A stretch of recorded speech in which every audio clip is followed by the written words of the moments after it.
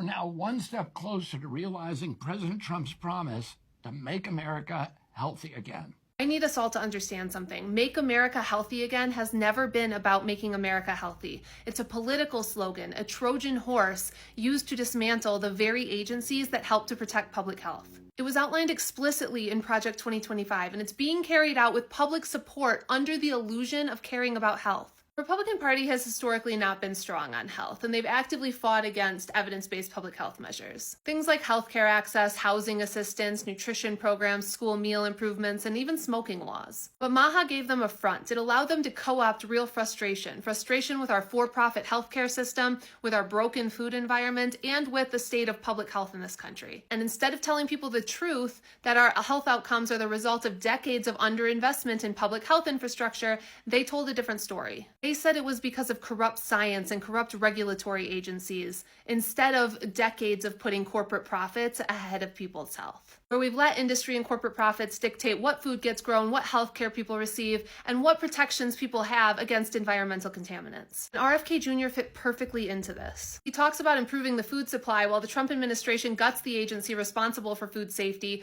eliminates food safety programs, and puts forth agricultural policies that support big agribusiness at the expense of small farms. He talks about wanting to improve school meals while this administration cuts over $1 billion in grants that helped local farmers to provide schools and food banks with fresh local food. He talks about restricting SNAP access to things like soda as some way to improve health while backing an administration that guts billions of dollars from SNAP and does nothing to address food insecurity or food deserts. And he talks about fixing the dietary guidelines when they already recommend whole nutrient-dense foods and less than 10% of Americans actually follow the guidelines. And he talks ad nauseum about environmental toxins while the Trump administration rolls back environmental protections, shuts down the scientific research arm at the EPA, rolls back a rule that limits PFAS in drinking water, allows industry to opt out of environmental regulations by sending the administration an email, and ushers in the most extreme era of deregulation in modern U.S. history, resulting in more pollutants and heavy metals in our air, soil, and water. This never was about health. All of the rhetoric is a Trojan horse. For the Trump administration to gut the federal government and pass a budget bill directly taking from low-income Americans and giving to the wealthiest Americans. And for RFK Jr. to bring his long-standing anti-vaccine agenda into the highest public health office in the world.